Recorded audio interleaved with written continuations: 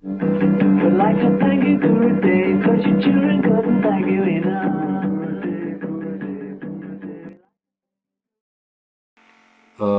Yes, first of all, it's a great honor to do the moderation on this second talk by Paul Mason. My name is Roland Hartmann. I'm living in Austria, and I'm teacher of meditation since 1974. And it's a great thing to have Paul Mason again on his other topic. The last one, the first one, a month ago, was on who was Gurudev Swami Brahmananda Saraswati. It was a great lecture, or a great talk. Now today, Paul Mason will give us an insight into the roots of dhyana meditation in comparison with TM. And in the invitation text, he writes, this is a follow-up talk, like as I said it, giving a comparison about the meditations, which with focus on the sadhana taught by Gurudev Swami Brahmananda Saraswati. To mention of the meditation taught as deep meditation, or transcendental meditation, or dhyana meditation, and so forth. So it seems to be that there are many names or many terms of this kind of transcending meditation. We, teachers of transcendental meditation, have been given the term, and we are all curious about what you will give us more knowledge on this topic, Paul Mason. Paul Mason, as you know, is the author of, yes, may I just introduce you shortly, is the author of the biographies of Swami Brahmananda Saraswati, of Maharishi Mahesh Yogi and the Beatles, and he is a great, reliable source of knowledge about these two personalities, at least, of Gurudev Swami Brahmananda and Maharishi Mahesh Yogi. And we will enjoy what I was asking you to comment and to give us what is your insight, what is your knowledge about these different ways of meditation. The microphone is yours, Paul Mason. Thank you, Roland. May I just ask everyone to give us their sites, not just the audio, but also the video. It's so much more inviting to see you by face, not just by your names only. That would be a great thing. Thank you, Carmelo, and all other ones. Thank you. Hello, everyone. So it's a great thing. What we're doing today, we're going to have this talk first, and at the end, we're going to have a group meditation, just for you to know. So once more, Paul Mason, the microphone is yours.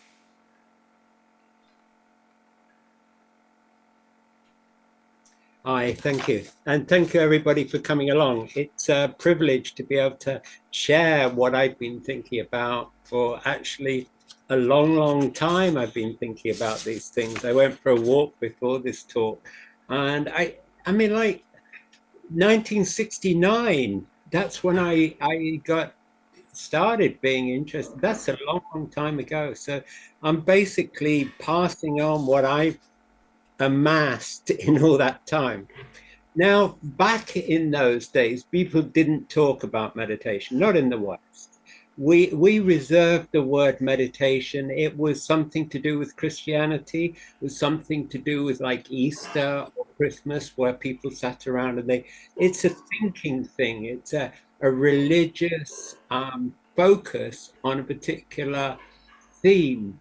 And then when I was a kid, nobody mentioned the word meditation. So it was a word that I didn't even begin to understand. I understood the idea of trying to communicate to a higher being.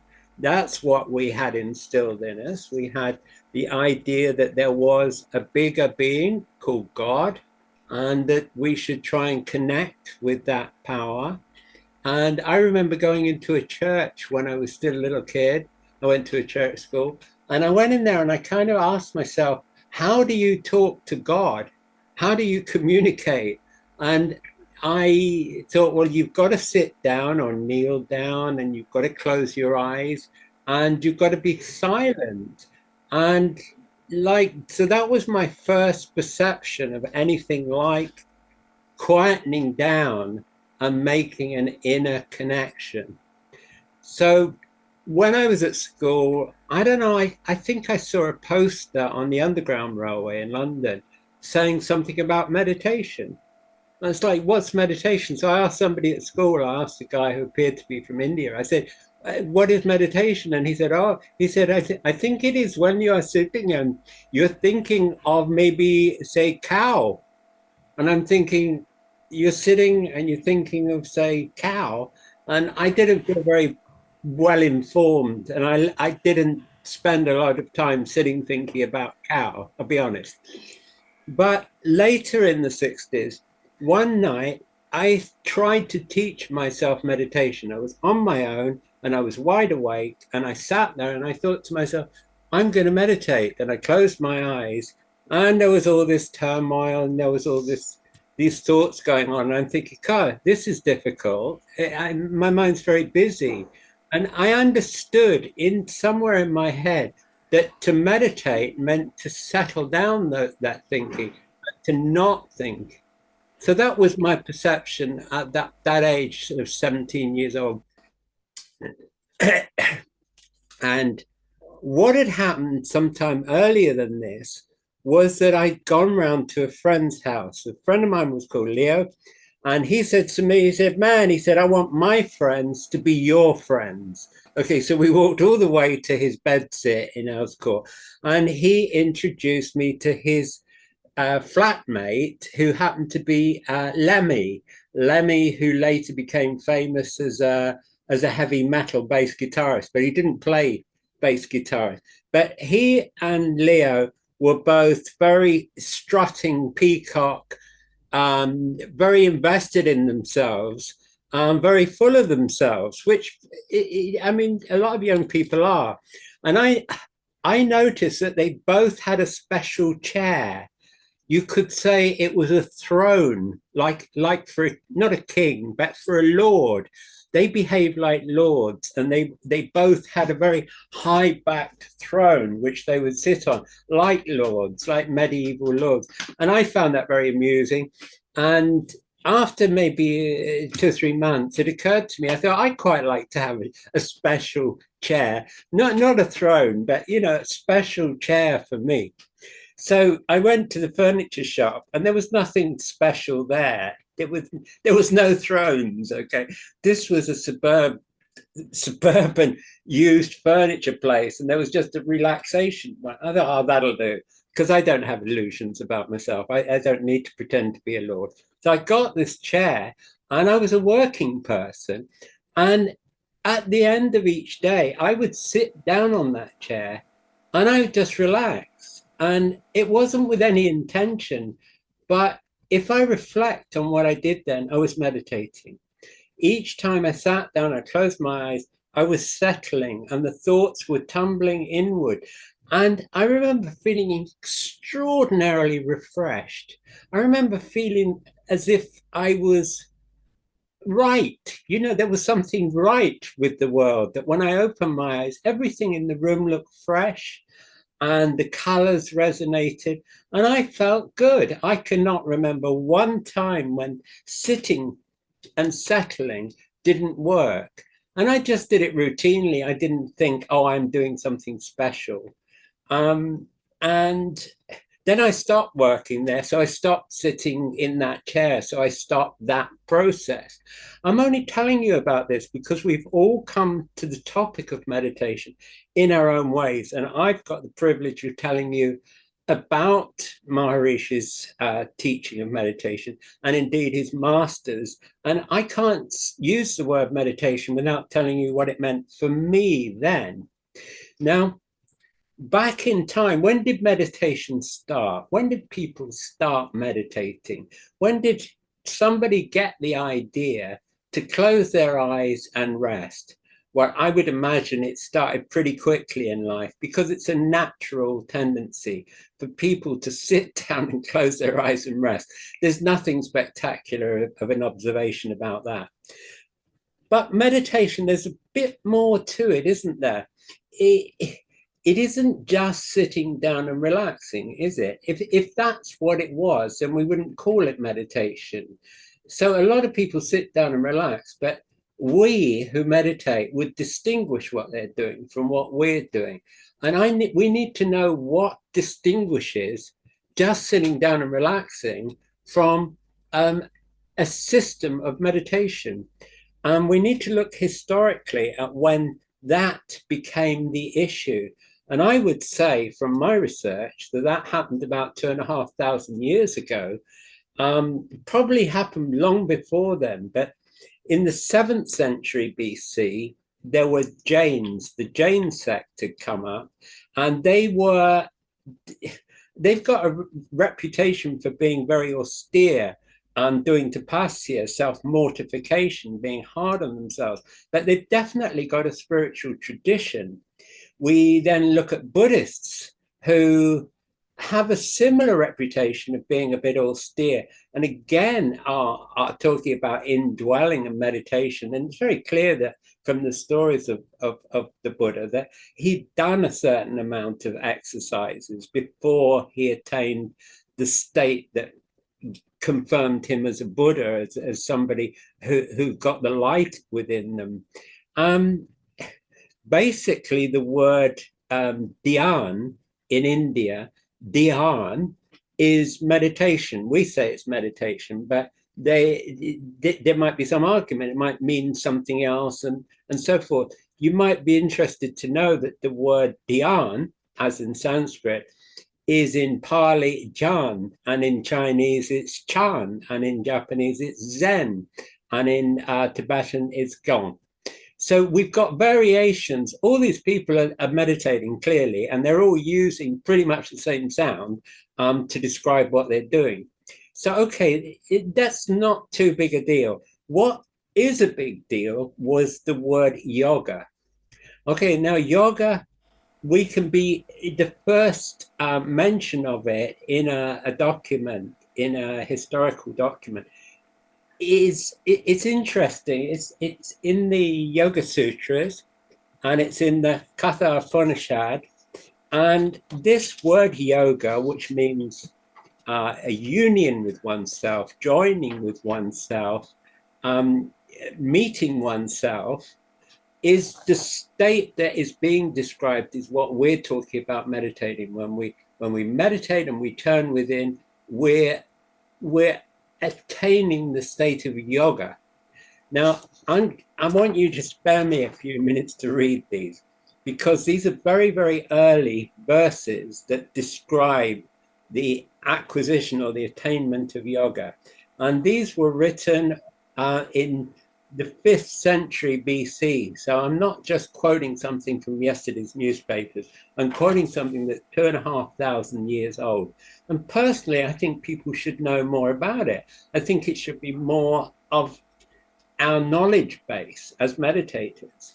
But what this verse out of the Upanishad 1:2:12 says is, he who is difficult to be seen and full of mystery, concealed deep within the heart cave, the ancient, he who, learning by yoga of his self, comprehends Atman within him as a God, he leaves behind, that is, he leaves sorrow and joy far behind. This is even more focused. When the 5 senses are settled and the mind has ceased to think, and the intellect does not stir, that is a high state, they say.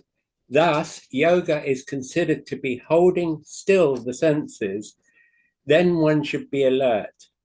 And then there's a warning, for yoga comes and goes. So what that's saying is, you, by suspending all your senses and your thoughts, you attain the state of yoga. But he's warning you, or she's warning you, is even in that state, this yoga isn't permanent. You're going to come back to the relative. You're going to find the world as it is, but you've come back to it after being in that state of yoga.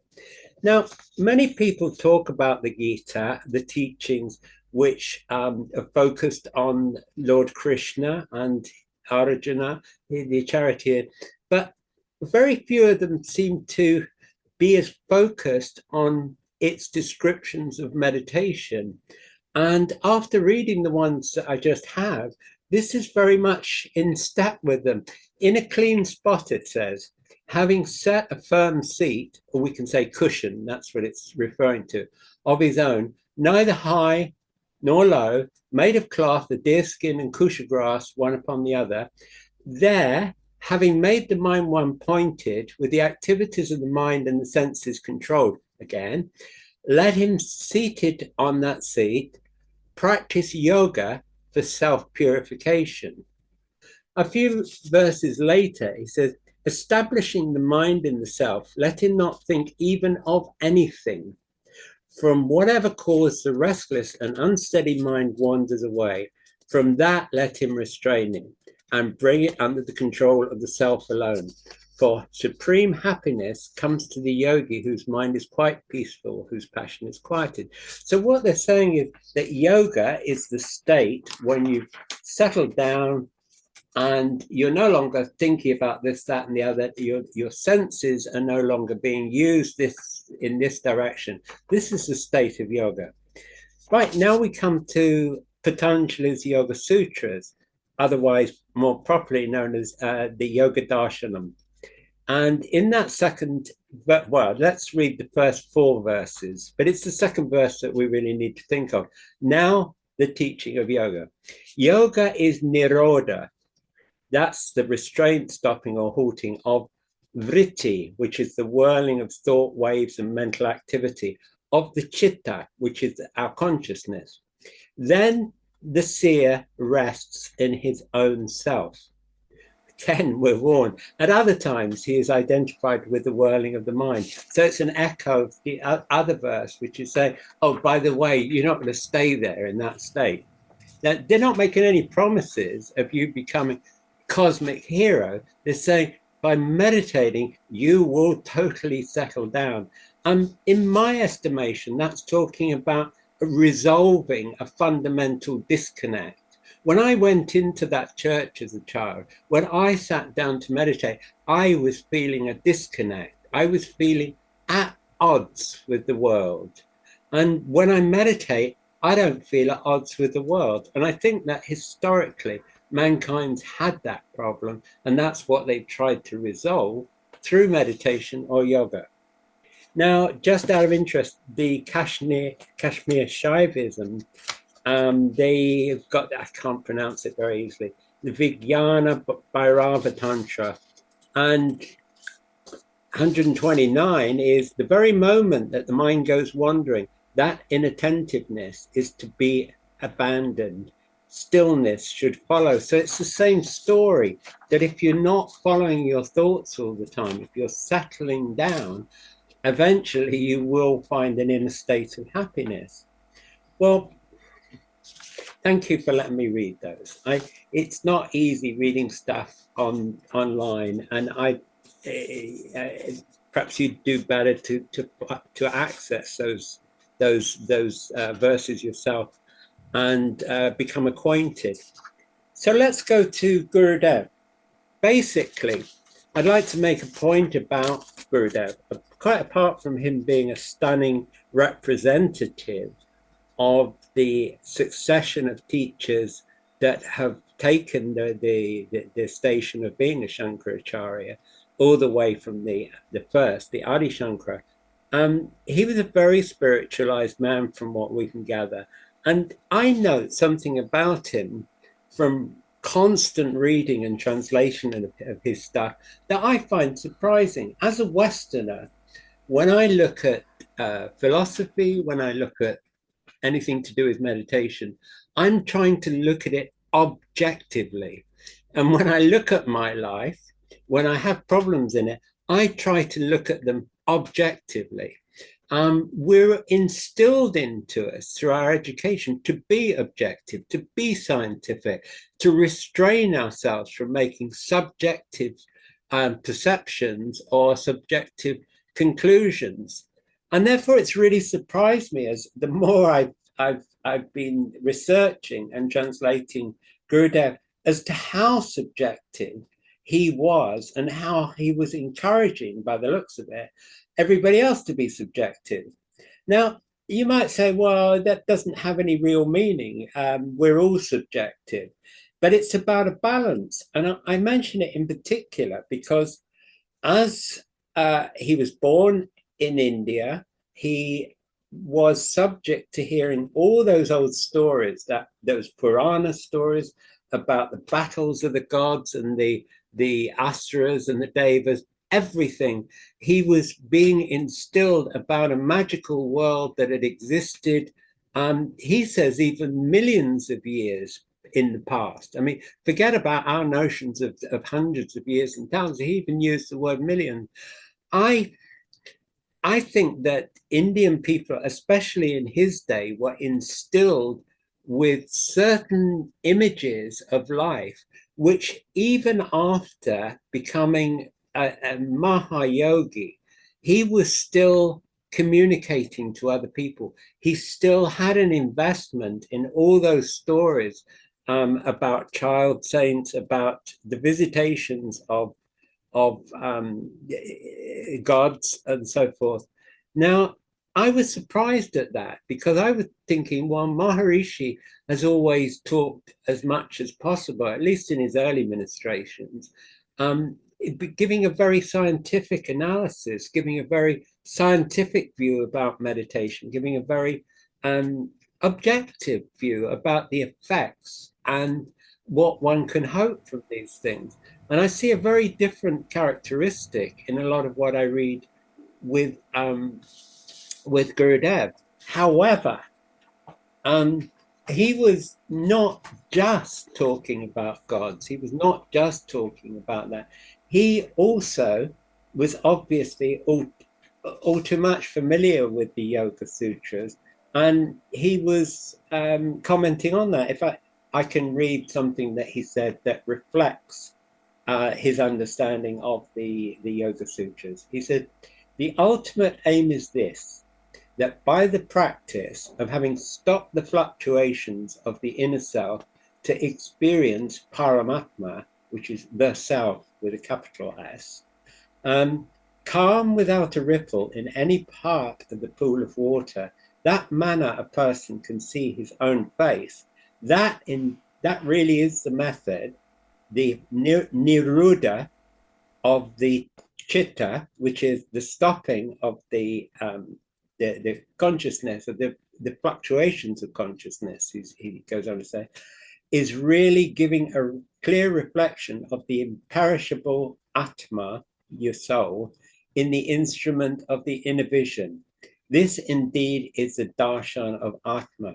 What he's saying is your own Atma, your individual soul, when you settle your own connection with the Paramatma, the higher self, is so evident, and you're still without a ripple, you're at one, the Advaita, the connection that you, when you're meditating and you've let go of all your thought, but you still have your consciousness flickering away, that you are the higher self. There isn't a division. You have become that. So to me, that's fascinating. He's not only saying you can rest when you settle down to meditate, that you'll feel a bit better for doing so. He's saying you are at one with the highest aspect of creation. So I find that very reassuring.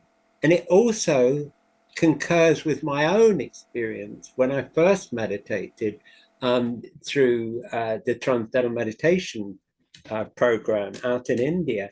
I actually felt at total one with myself.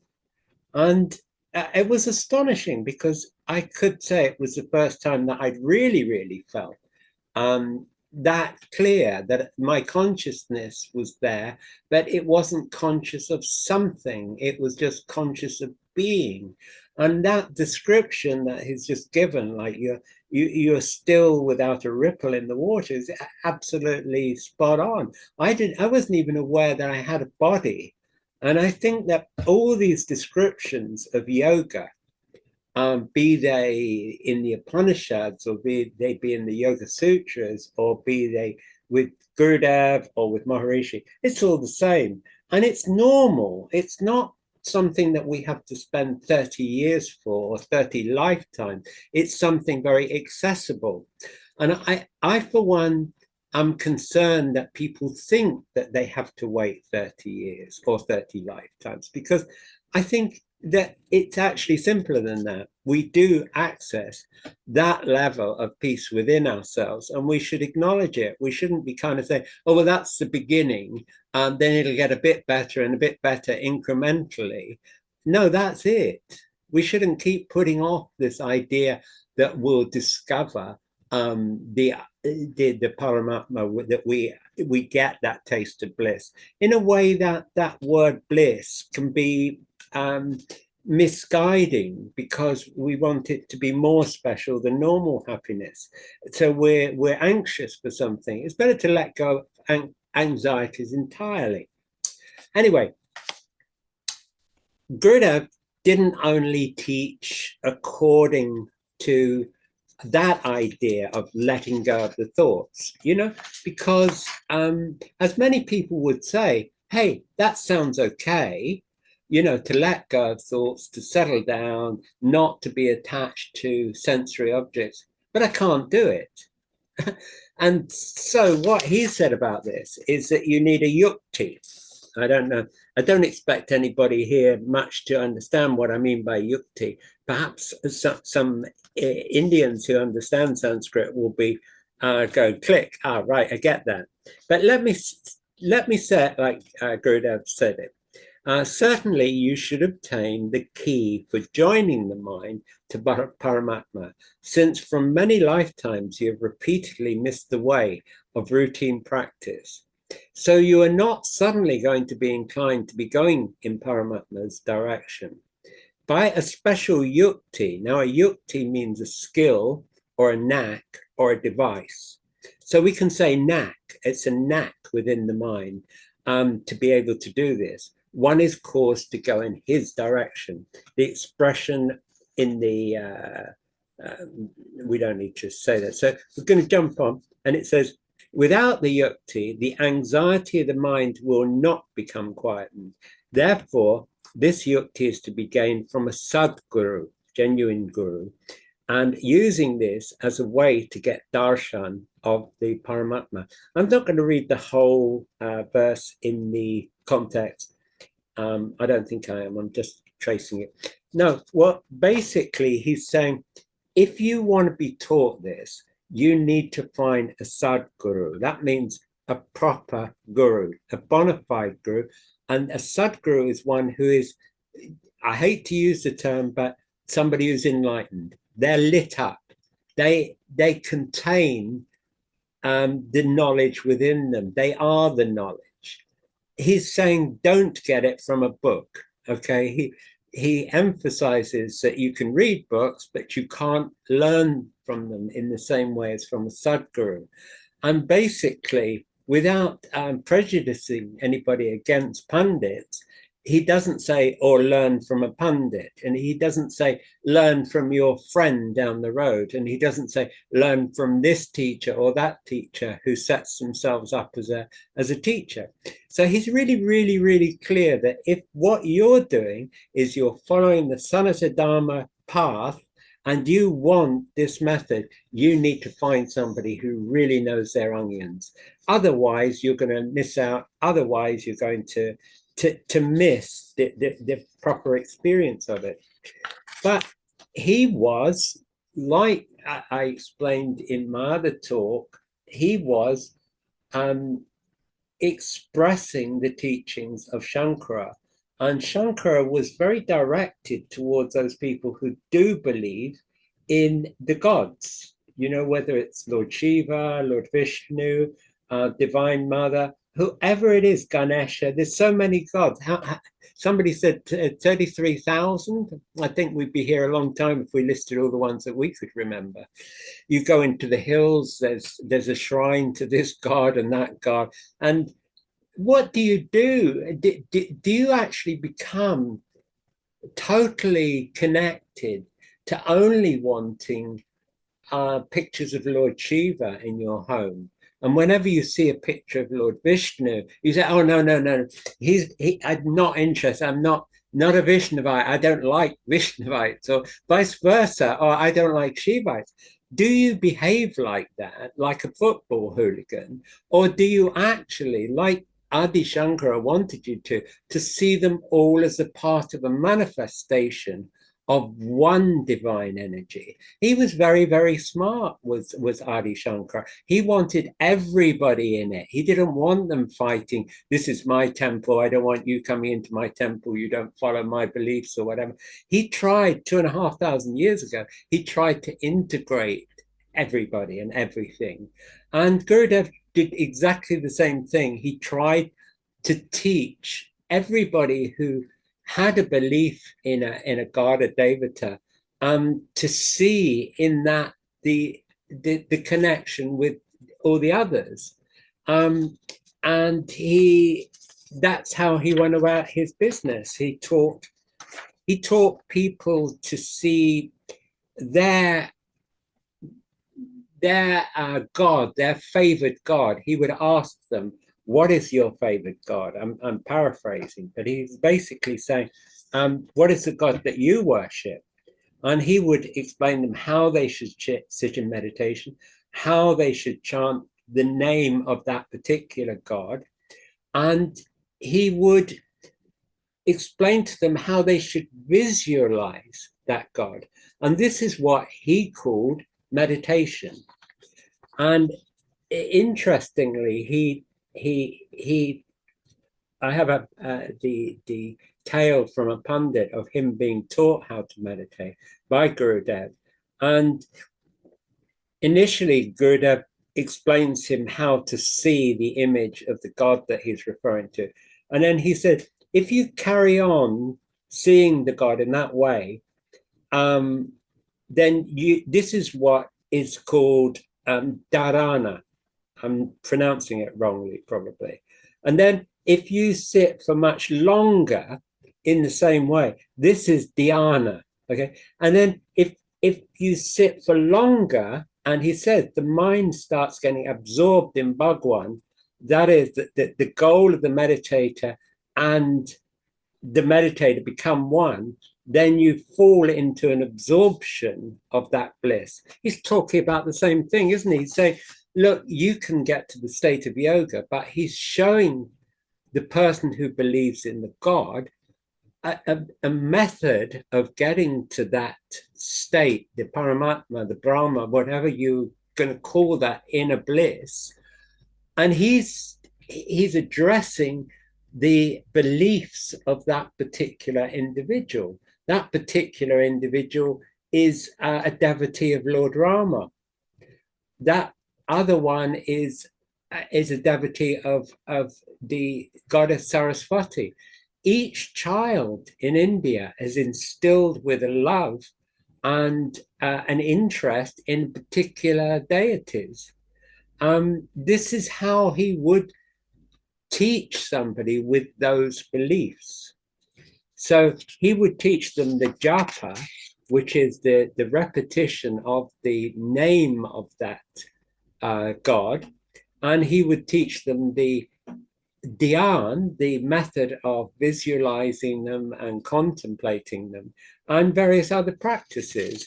And this was a form of worship. But then I remind you, I say, for me, when I first started to think about making a connection with the inner being, it was a religious act. I think it's very hard to divide something like this going within from looking to a higher divinity or a higher power. I made a note of this. It's like actually when we go within ourselves, we're focusing on a higher power or entity or clarity. Okay, that's how I tried to express it when I was writing my notes.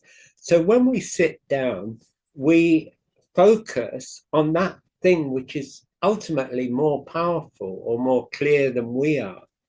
And I think that there's a similarity to all techniques of meditation that do that at that level. I'm not going to keep to a particular linear flow of these. I want to jump now to sort of saying, well, look, a lot of us have heard about Gurudev and about yoga and about meditation from Maharishi. And he got most, if not all, of what he knew on this subject from Gurudev. And so let's jump to him. Whether I've got other quotes than that around here, it doesn't really matter. The thing is that when he started his mission in 1955, he happened to be in South India. And I say he happened to be. I think it was happenstance. I don't think there was any planning whatsoever. And he was asked to speak, and he was asked to teach a method of meditation. And obviously, he'd been taught to meditate, and he knew quite a lot about meditation because he'd been a checker. He'd been one of the brahmacharis who'd go around and check that people were meditating right according to the instructions that Gurudev had given. So he set up himself as a teacher of meditation. He didn't set up as a guru. He didn't set up as a Shankaracharya. He set up as a helper, almost like the checker that he was. He was a meditation checker. But fortunately, most of the people that came to him would have already had mantras, family mantras, and personal mantras that had already been given to them. So he wouldn't have had to give them mantras, but he would have known a fair amount of them himself and made sure that people were comfortable with the ones that he set them up with. And he described this setting up of their practice as their sadhana. He didn't refer to it as meditation in those days. He only used the word meditate once in 4 days of lectures back in those days. He used the word sadhana. He also used the word transcend. So he understood at that point the mechanics that he was going to teach in the West, that he later called transcendental meditation. But let's be clear, he wasn't teaching transcendental meditation in 1955. He was teaching his version of what his teacher had taught, i.e., he was teaching them to have a japa, to repeat the mantra, and that they were also seeing some form of their gods. It's an open secret that in those days he was teaching exclusively really Indians, and that's how they behave. They'd all been taught the same thing about gods, that you need one or several. He came to the idea that he wanted to spread meditation to the world. It was quite a big deal for him to come to that idea. He actually came to it about 2.5 years after he'd been teaching people. And he suddenly came out with it in January 78, I think, 58. Sorry. And he suddenly announced that he wanted to teach the world meditation. And of course, I've lost my notes now. Yeah, it was the 1st of January 1958, and he launched, and he actually said later on that he regretted using the word meditation. Meditation has so many meanings, and all those of us who've been taught meditation have had to explain to other people, no, it's not meditation like what you think. It isn't concentration, it isn't contemplation. It's different. I can't explain. You've got to learn. So we've all been there, and it's unfortunate that meditation has this ambiguity, but it's right as well, because it is, it was a religious term, and in many ways there is that essence of religion that hangs to it. In other words, we are going to a higher power, the higher power within ourselves. I think that one of the things that Gurudev brought home was that you're not worshipping a god or gods outside of you who live 3 light years away or in a different universe, that whatever it is that you're worshipping is within yourself. And I think that was a revolution. It's a revolution for me as an individual to kind of think that worship would be within, that I could be the object within of what I mean, that's so complete and so beneficial. And it solves the disconnect. If people are running around trying to satisfy themselves because they feel a sense of disconnect, and yet you can resolve that disconnect within 15, 20, 25 minutes, I mean, it's a fantastic thing. To me, I wouldn't say it saved me, but it saved me that anguish of always looking for something. Because after I found the inner peace, all I've done ever since is prat around. I've just enjoyed my life. I just went for a walk before the meeting. I didn't look at my notes for hours and hours and get a headache over it, because I'm not that invested. It's like my investment is in meditating and being at one with myself. Everything else can take its own place in the universe. That's an entirely different teaching to that we learned at school, and that we're being pummeled by the media. It's really, really different. What else have I got to say? How's the time getting on? 3 quarters now. Yeah. So how did Gurudev choose people's mantras, and how did he teach them the way to meditate? Well, he I'm going to find the word that he used the word Shakti Pravritti, which is the power or the tendency of a particular individual. Maharishi put it into slightly different words. He was asked, and this is what he was asked. This was in America, in the States, that is, in 1959. And the questioner said to him, Maharishi, how may a person find, which of the 5 materials are predominant in them? And he said, well, they have their method. And it's interesting that he said they have their method, because he's not saying I've got my method. He said they have their method. From the tendencies they know, from the cut of the face they know, from the tendency. So he's echoing what Gurudev had said about the power and the tendency, word for word, actually. And the person isn't happy with his answer. And he said, do you take that into consideration when you give the person the mantra? And he said, I don't go into these vibrations, botherations. I ask him, and this is quite blunt, which God you like? So this is Maharishi in 1959. And he says, Shiva.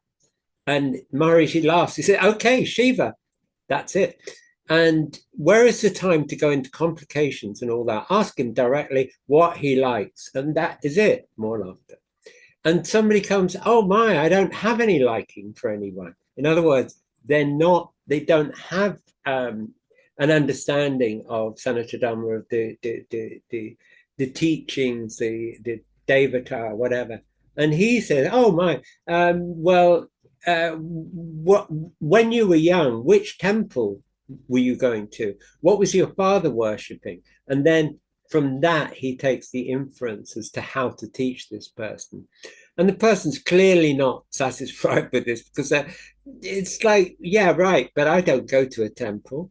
My dad never went to a temple. I don't know what you're talking about. So he said, how would you apply this to Westerners? And Maharishi said, oh, here we don't go into these minute details.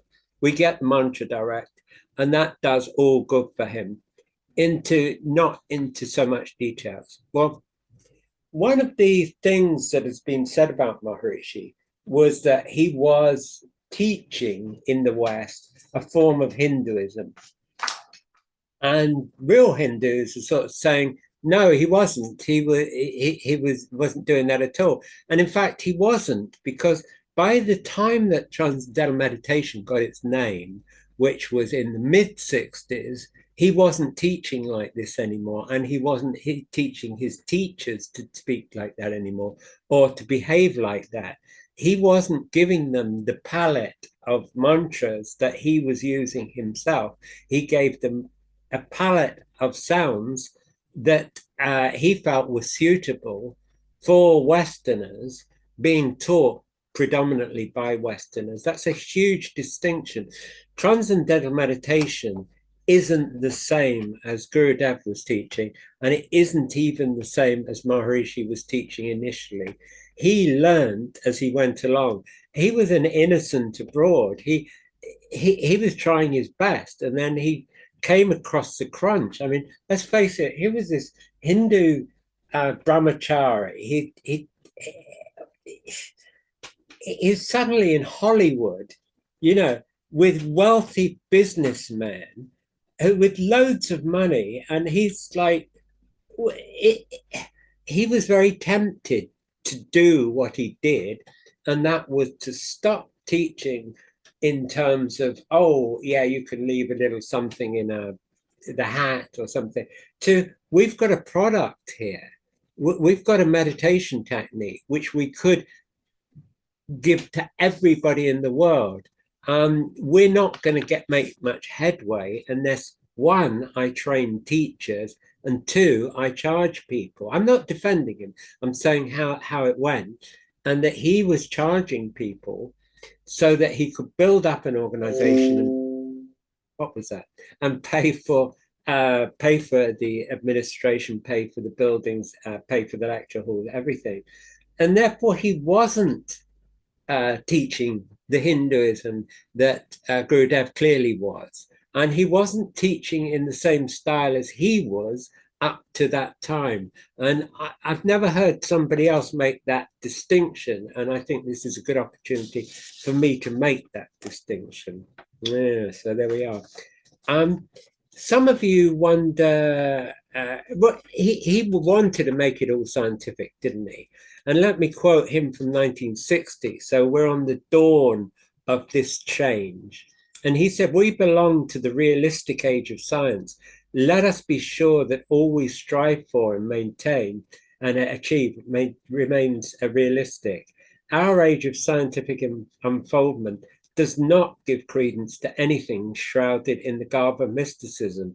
Let us realize the absolute being through a scientific and systematic method of achievement, where every achievement will be supplemented by the personal experience. He's talking about absolute being. That is not a Hindu expression. He's talking about scientific and systematic method. That is being objective, not being subjective. And he's saying, let it all be about supplemented by personal experience. He has my 100% endorsement on those words. As a Westerner who was never indoctrinated in Hinduism, that's what I want to know, the actual clarity of it. I'm very, very interested in all the Hindu side. I've spent a lot of time in India, and I spend a lot of time going through it. But I like to realize that I'm allowed to stay objective, that I don't have to become a Western Hindu. And it's interesting that Gurudev wasn't trying to Hinduize Westerners ever.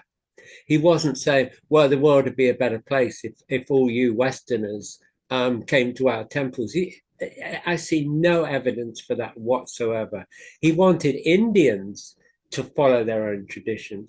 And he wanted Westerners to follow their traditions, whatever that means.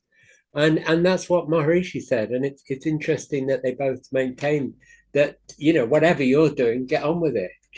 It's like they were both born in India. They're both a product of a very proud tradition, and they just wanted to keep that going for themselves and their fellow countrymen.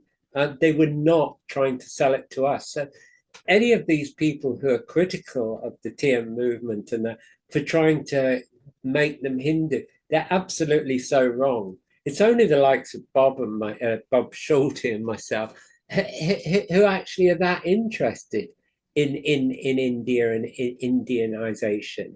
We're the exception. Most people are pretty dry, and a lot of them still drink alcohol, and a lot of them still eat meat, and they're not bothered by Hinduism.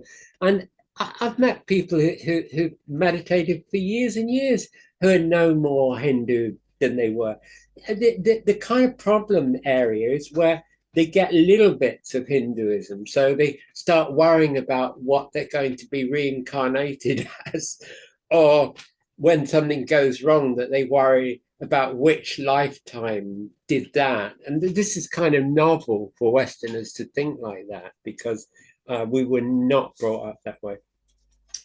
Hey, look, a lot of people wonder what meditation used to be called before, transcendental meditation, what it was called by Gurudev. And they look to me to give them that. And they look to me to tell them what they want to hear. They don't actually want the answer. Gurudev called it sadhana. This is your program, how you go about benefiting yourself. And it's complex. It might involve you reading, it might involve you chanting, it might involve you making certain observances to your forefathers, to you bow to your parents, all the many things. This is sadhana. You can't pick out just because you meditate this one narrow path. And Maharishi, when he was confronted about what did it used to be called, and this is kind of a rare shard of information. He was on a show called Speaking Freely back in 1973. And Ed Newman asked him, what did your master call it? I'm paraphrasing. And did he have a particular name for what you call transcendental meditation? Now, I'm quoting what Maharishi says. I'm not quoting what I think, I'm quoting what Maharishi says. In Sanskrit, in Bhagavad Gita, we get this word bhavatit, beyond the thought, transcendental, just that. Bhavatit dhyan, dhyan is meditation, and bhavatit is transcendental. This is common. But what was rare was the practice, the technique, whereby one uses only the nature of the mind and uses the nature of the mind. The mental activity subsides and settles down to that inner calmness. So now you know what Maharishi's story of how it got that name. Yeah. Now, has anybody got any questions? Roland, what's going on in the question zone? Thank you, Paul, for this very, very insightful talk and knowledge, and the broadness of all these various approaches to the term meditation, and even transcendental meditation, or how you may call it. And as we have learned it, and many of us just being familiar with the term transcendental meditation, but as you have been describing now, there are so many different pathways to give a word to what the phenomenon is. as approaching to the inner self, which for many people are those you call the gods, according to the tradition, and whereas we in the Westerners, we hardly anymore connect with God, but we connect with objective science and this. But still, this idea of the inner self, seems to be the common phenomenon I've understood. We try to bring across here, but even more, of course. I can't repeat your talk, Paul. It was great. I have no question at all, but maybe somebody in the audience have got a question. Please come up. Well, I'm only stopping for breath.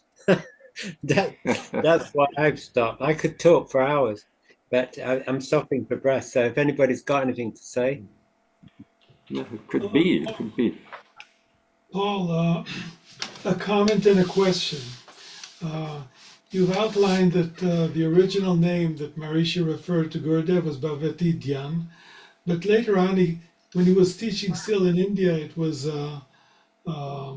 he called it this booklet Deep Meditation, and I wondered if at that time when he was teaching in India, he was teaching something like what he taught us, or it was still the Indian form. And also, I've heard that he started out with giving people an hour in the morning, an hour in the afternoon, and he found that wasn't practical, and he, cut it down to our meager abilities.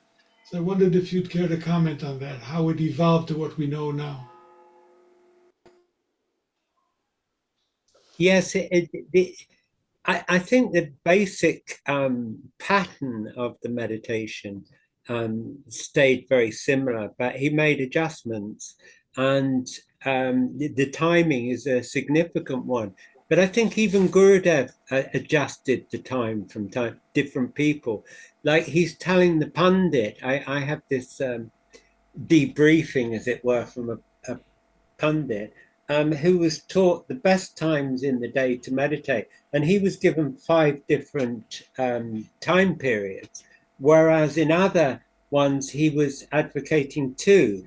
So he's talking to different people, and he's going to be attuned to that as we're attuned. When we talk to different people, we don't say the same thing. If we're talking to our children, we don't say the same thing as we're talking to a shopkeeper.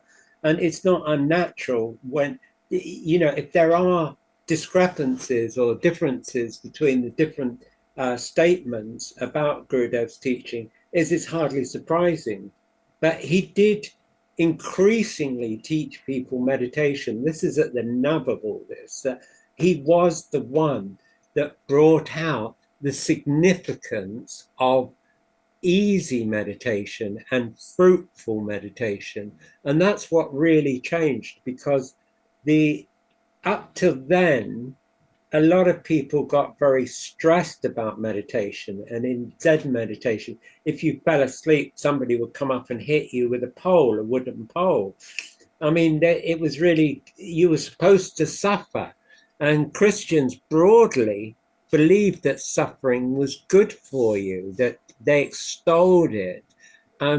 We've taken, for better or for worse, we've taken a completely different turn. All of us here are of the opinion that we want to be happier in our lives, more contented.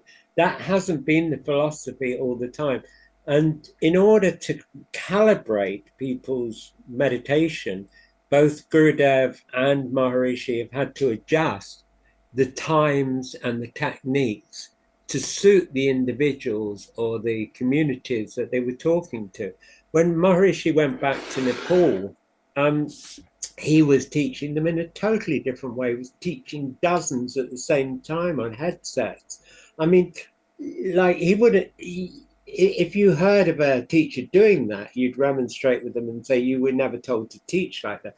But he would do whatever he thought was necessary.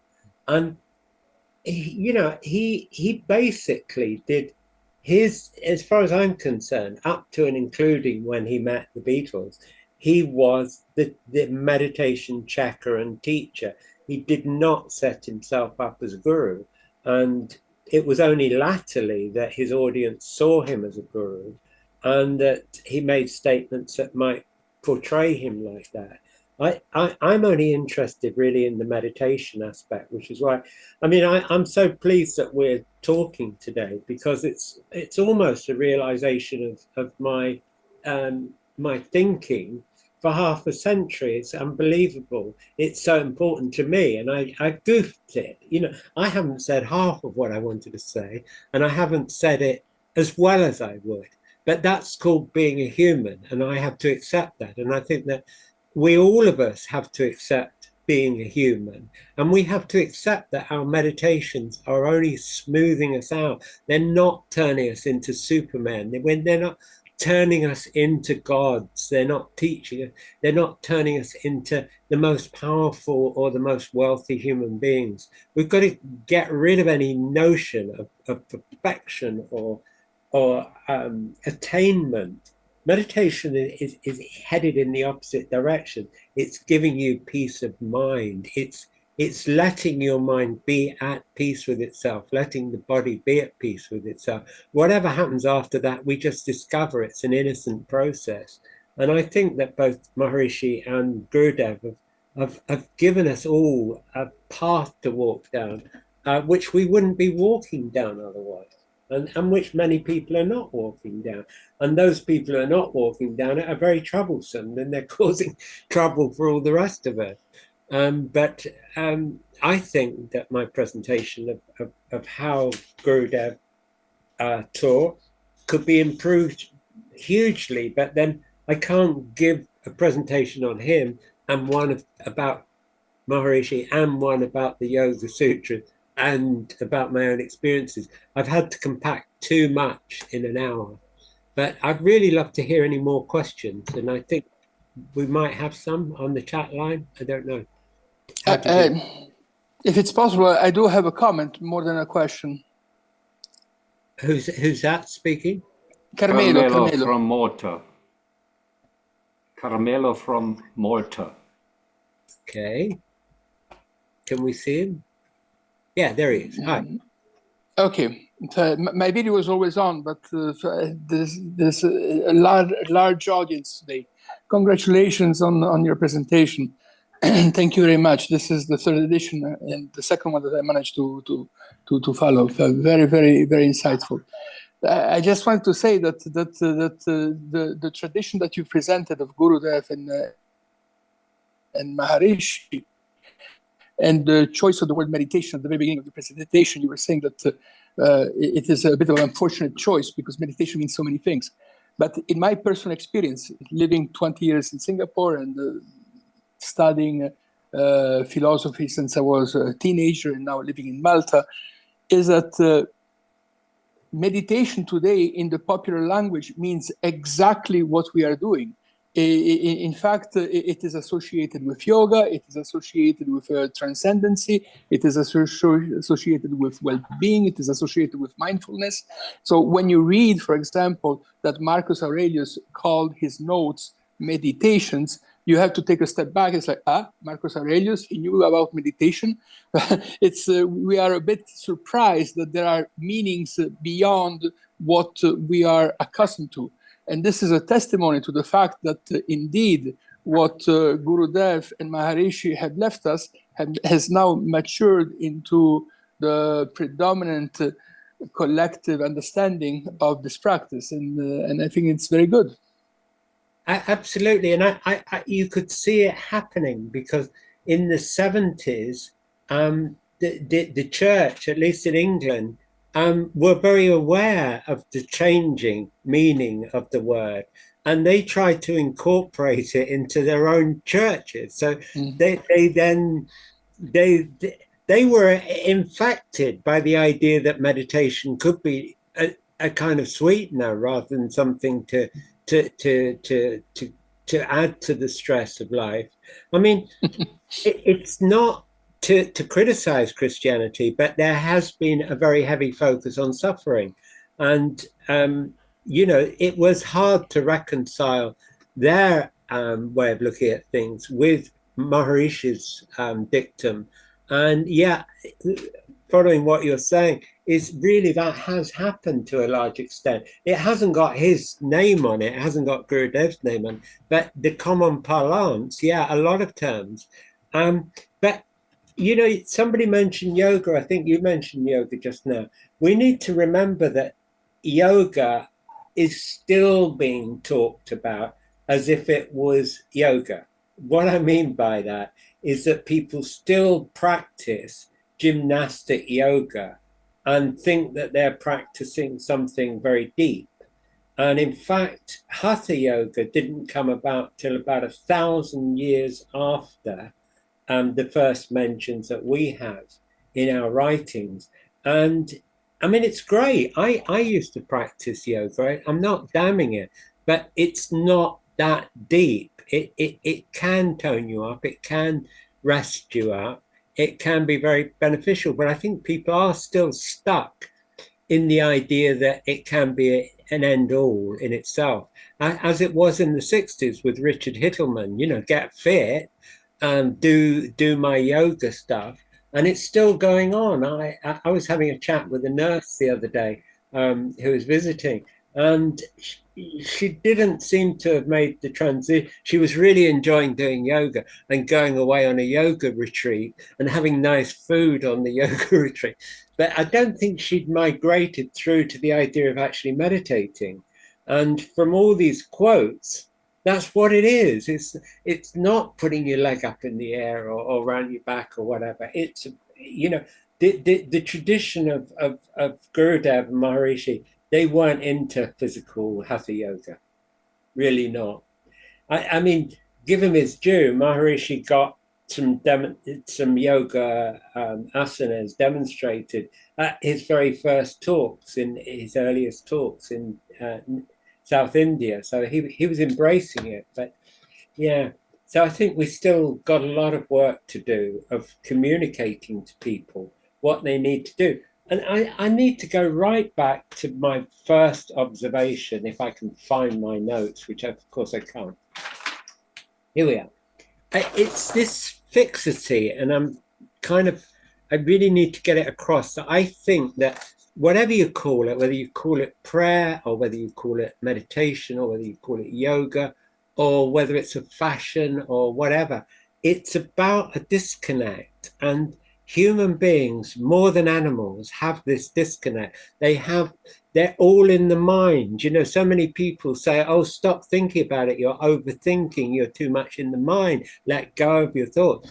And it's a big issue for human beings, especially highly intelligent ones, to resolve the conflicts that they have in their head. And they're so elaborate that they can spend hours, days trying to resolve stuff. And yet yoga does it almost instantly. I mean, I'm such a person. I do a lot of trying to resolve things. I'm no better at meditation than I was the first time I sat down to meditate. But it's a good habit. So I sit down and I'm going, oh yeah, well, I'm thinking about this, that, and the other, and I've got to do this. And what was that I heard? And I'm doing all the nonsense. And then it suddenly goes silent. And it's like, oh, that's nice. I've let go of stuff. You know, it's like, oh, it's that. No, it's really nice. And then like you realize that you're not breathing and you go, oh, my. And so it works, you know, to whatever degree it does, you kind of get away from being so intensely involved in the outside world. And I think if people knew of the real practical value of doing that and the fact that you have access to this area where you've reconnected, that you get over that disconnect, and there'd be much more take up for it. And I really, really support the efforts of ITMA, who want to train people to be teachers, because I want there to be more accessible teachers. We don't have any teachers in my community here. I wouldn't know where to find a TM teacher, a meditation teacher. And in fact, go on. Can I reinforce what you just said with an analogy in my personal experience? You said I am no better at meditating than I was 40 years ago. And of course, that is not true. And I will tell you why. Because I will give you this analogy with the sea. I'm also a sailor. I started working professionally at sea as a fisherman. And I noticed that at the beginning, seasickness just immobilitated you. It disabilitated you. You could not work because you were seasick. But it was so bad that it hampered everything you did. So when I take it to my practice of meditation, today I am much better than when I was a teenager at trying to meditate. Not because I've improved in my ability to stand still and be quiet, but because I still have the pervasive and invasive thoughts, just as I did 20, 30 years ago, or 40 years ago, but they don't bother me anymore. They don't bother me anymore. So, Yeah. so it's amazing. And at sea, it's exactly the same. I was working with these people that were much more experienced working at sea, and I would see during bad weather, during storms, that their faces turned green and they were silent and their eyes were tiny, but still they went on working. And so I said, it's not that you don't feel seasick anymore.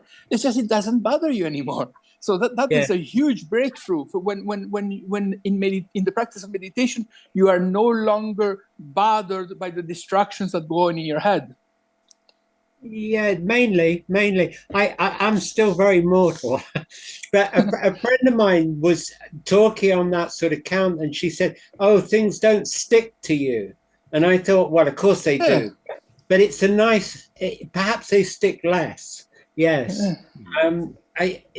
It's really nice that you bring up these subjects.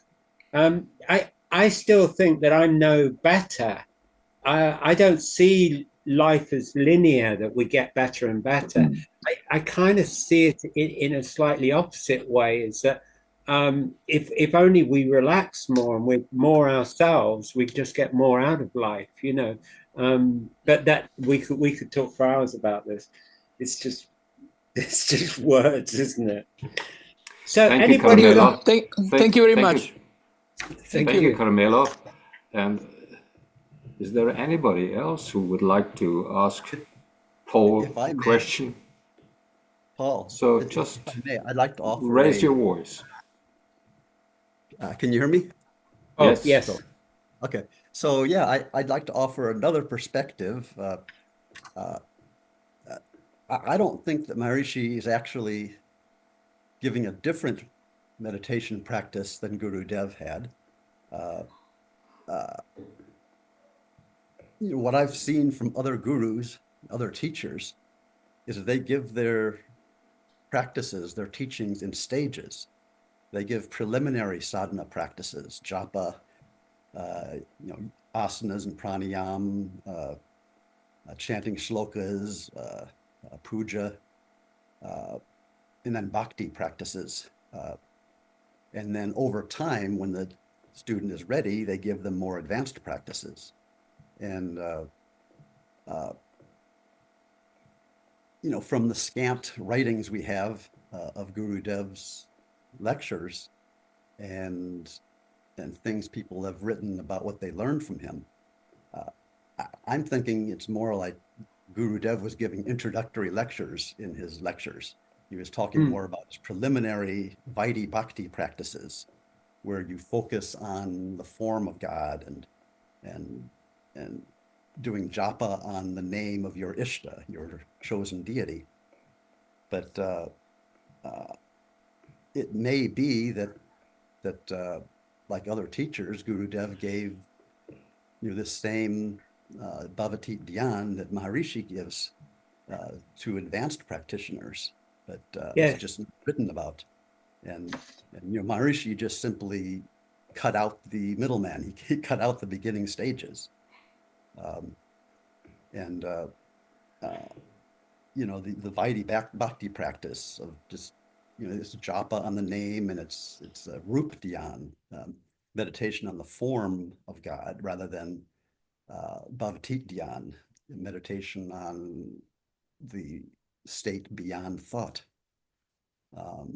And then there's different types of japa as well. I mean, there's japa with beads, there's hard japa where you're you're beating the mind up if it wanders, and focusing hard to stay with the mantra. And then there's what I call soft japa, where it's okay if other thoughts come and go, but you're just coming back to the mantra easily.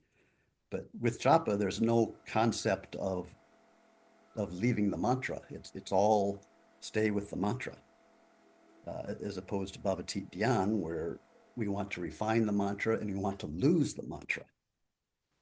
And so I guess I'm just proposing that maybe Gurudev also taught this Bhavatit Dhyan, but I don't put it out at all. Yeah, it was an imprecise statement on my side. I wouldn't want to be quoted on it. Because yes, I agree with you. I mean, you can't do an audit of what Gurudev was teaching.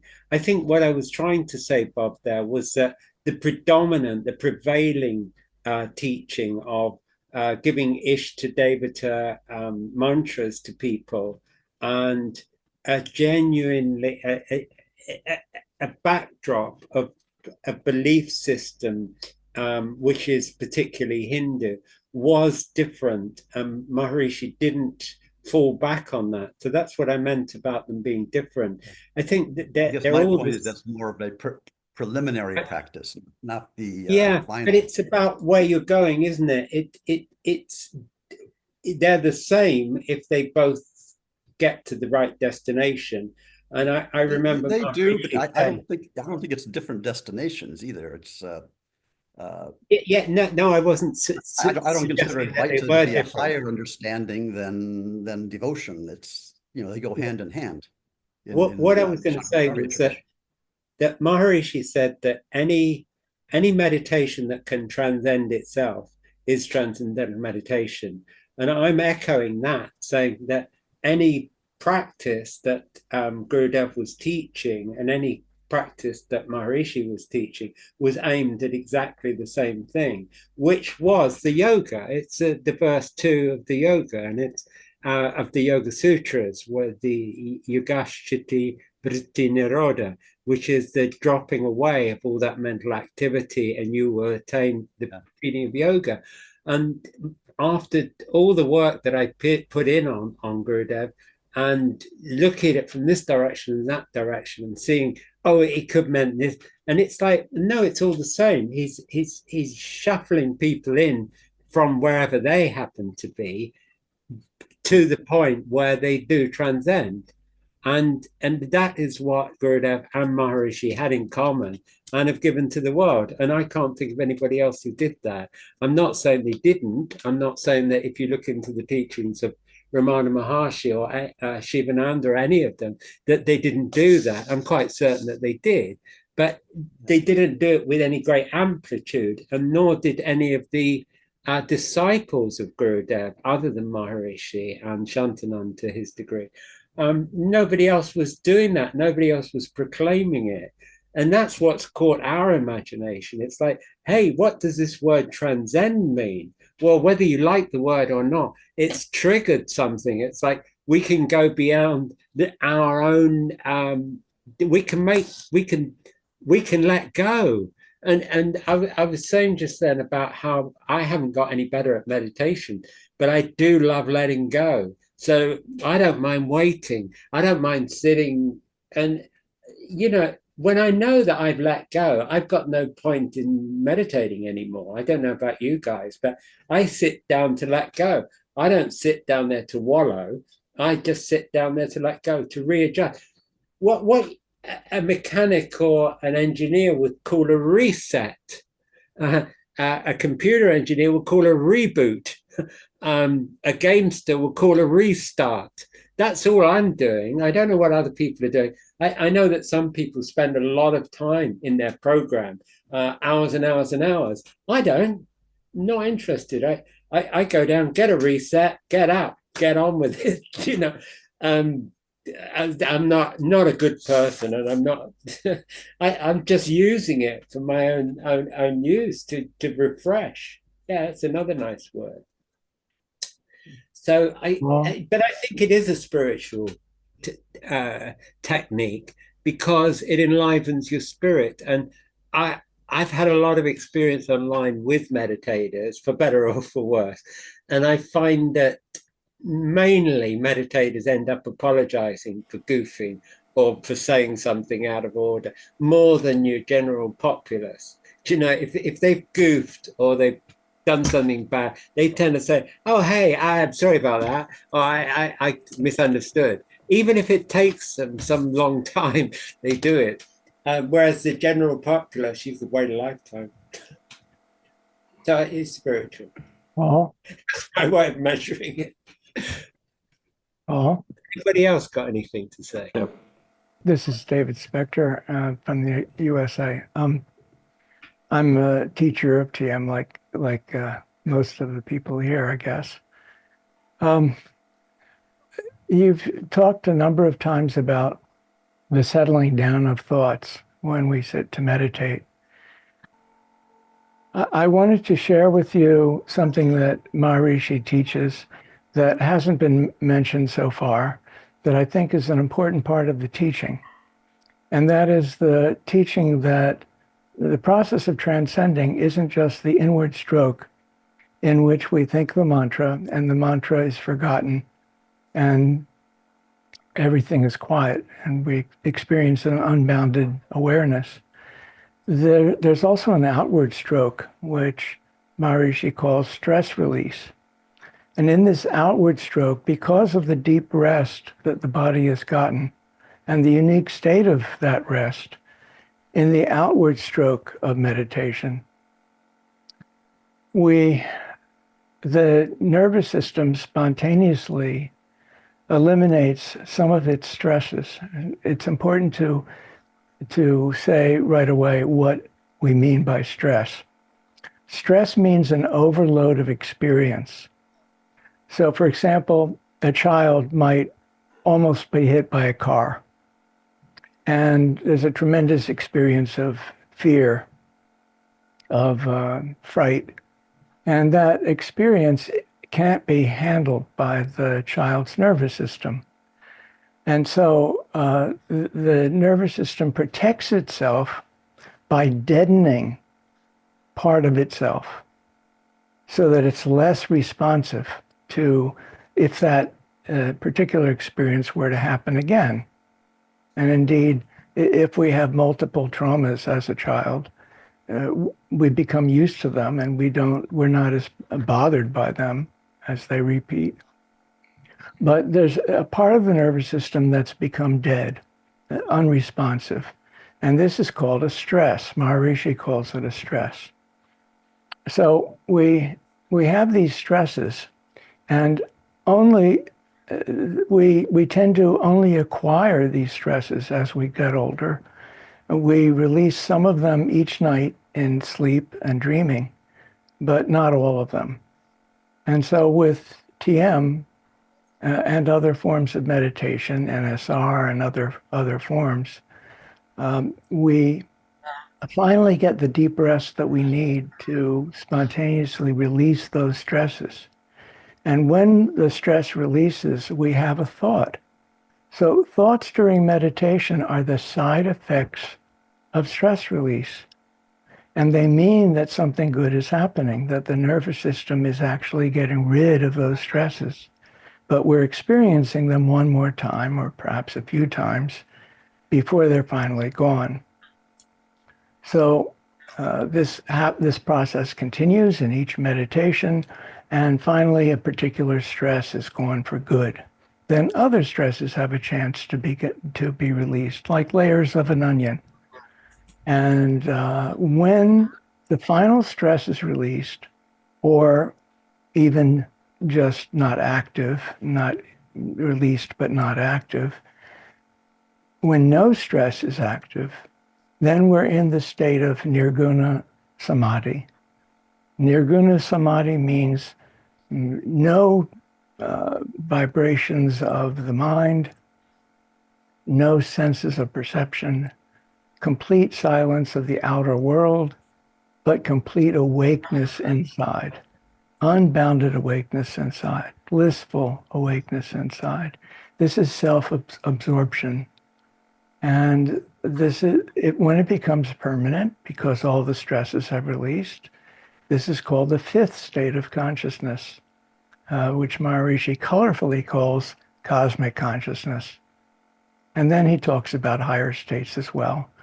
But in our discussions, I notice that we rarely talk about the process of stress release. And I wanted just to summarize it here so that we had some idea that it does exist, and it's something that someday probably will be measurable objectively. For now, it's not measurable, but it helps us to understand what's going on. Thank you. Thank you, David. Thank you, David. Yeah, that idea of stress release you bring up is really very important. And I agree with Paul. I don't feel that I've become more proficient in meditating over the years. I'm doing the same thing I did 48 years ago. It's just that through the stress release, it's like that fog starts to dissipate in our consciousness. And I'm finding I have longer periods of silence. And even though I have lots of thoughts, like Paul was saying, they just don't bother me anymore. And that's all stress release. And so you're right, that's an important aspect, the release of stress and the fog of consciousness that dissipates. So just a little point I want to throw in. Thank you, Bob. As we have seen that we have already 1.5 hours being together, anybody wanting to have another question which wants to place to Paul Mason? I've got a question to ask myself. Well, it's a novelty anyway, isn't it? What should I talk about next time? I'm giving another talk in a month, and I've talked about Gurudev, and I've talked about the comparison of meditation techniques, and they're two real hot potatoes. They're the ones that come readily to mind. I would have never thought that I could give a talk about comparing the meditations, and I'm not saying that I've done it justice, but I think I need to kind of ramp down a little bit and kind of tackle an easier topic next time. So I'd appreciate if anybody's got any ideas what topic I could deal with next time, to either mail me or put them in the chat box here or something, because I have no idea. In fact, I didn't choose these two topics, so I'd much prefer to stick with the idea of other people choosing the topics, because I just can't think of them. All right. But anyway, if anybody else has got any questions, proper questions, I'm still here. Oh, can I say one last thing about not being not getting better?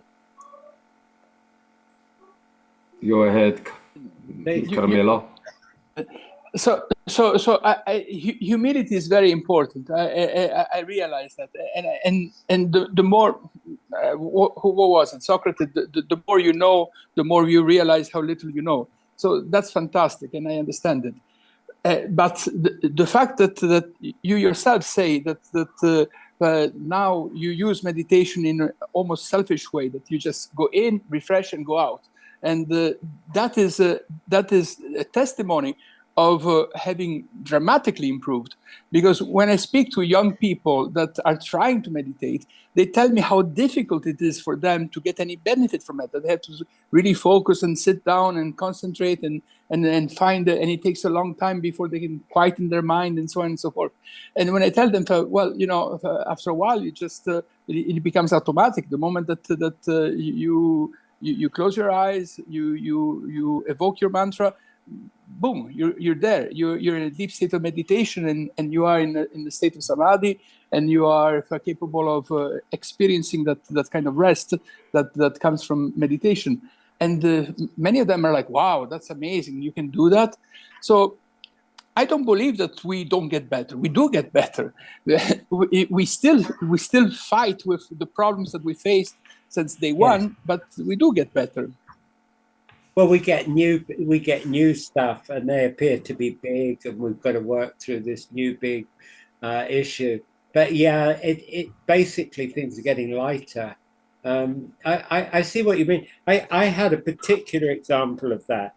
I don't, as a lot of people seem to like meditating together with other people, or come and we'll meditate together. And somebody did that number on me. They came over to where I was living, and they said, "Oh, it'd be nice to meditate together." And it's like, is that a proposition or what? It's like, what are you saying? And I was really I was really uncomfortable at being with a stranger in the same room and falling into samadhi. It's like, it's something I do on my own. It's not something I do communally, and it's not something I do with a stranger in the room. And I didn't know how to fight it, so I let it happen. And then I'm sitting there thinking, here's this guy sitting in my room meditating. There's no way I'm going to meditate. And I'm sitting there like not meditating, not even closing my eyes. Then I think, oh, maybe I'll just close my eyes for a little while, just see this through. And you can probably see what happened. It's like, and then like, I don't know where I am. I don't know who I'm with. I don't know what room's what. And I'm just completely refreshed. And I realize that I've actually sat and meditated with this complete stranger in the room. And we've had this group meditation. So in a way, you're right, because although I'm not better at meditation, I think that I'm more habituated to the idea of sitting and settling, and that it gets on regardless of me. I think regardless of my hesitation and my concern, it happens anyway. And that was a real shock, because I'm like resisting it, and I'm kind of, oh, I don't want to do this. And yeah, I find it. And same happens on an airplane or a bus or something. I say, there's no way that I'm going to sit meditating on this crowded bus with all these people around, and the air hostess is going to come along. And it's like, oh, how long have I been in this kind of rather pleasant state of awareness? So, I think it's not as cosmic as, Maharishi used the word cosmic consciousness. And perhaps those of us who look at like films and comics, we expect that to be like lots of stars and swirlings and things like that. And so cosmic has to acquire a new reading of a more gentle one, less kind of spacious and far out. But I suppose he's right. I never asked him what he meant by cosmic. I made up my own mind. Thank you, Paul. And thank you, Carmelo. Thank you. I would like to Thank you. I would like to take now, at this point of the time, the invitation of Paul that whoever wants to participate in finding a new topic for Paul Mason, you're very so much invited to do that. Just look up the website of teachersofmeditation.com, and then you can produce another idea, and maybe we can spread a whole thing, a new one. Paul Mason doesn't know yet himself, but he knows you are such a source of knowledge and space. So I'm very happy to have you here now. Even though you said you don't like so much to sit together to have a meditation, I may just invite you, Paul, now to participate in our meditation now. I can see that would propose, and so I would propose we have a group meditation now for 10 minutes, and then we just say Jai Gurudev afterwards. Yes, thank you very much for this wonderful talk. Somebody writes here in the notes, in his later years, Maharishi taught the siddhis and yogis flying. He also discussed performing yagyas. What did Gurudev teach about these aspects of human development? Well, this might be a topic for later on. Thank you, Maya, very much. And for now, I just want to say these were wonderful. Almost 2 hours sharing with you, and Paul, for your wonderful talk, and I'm very grateful to have had you here now, and I'm very much looking forward for the next talk in about 1 month, and so to say, Jai Gurudev.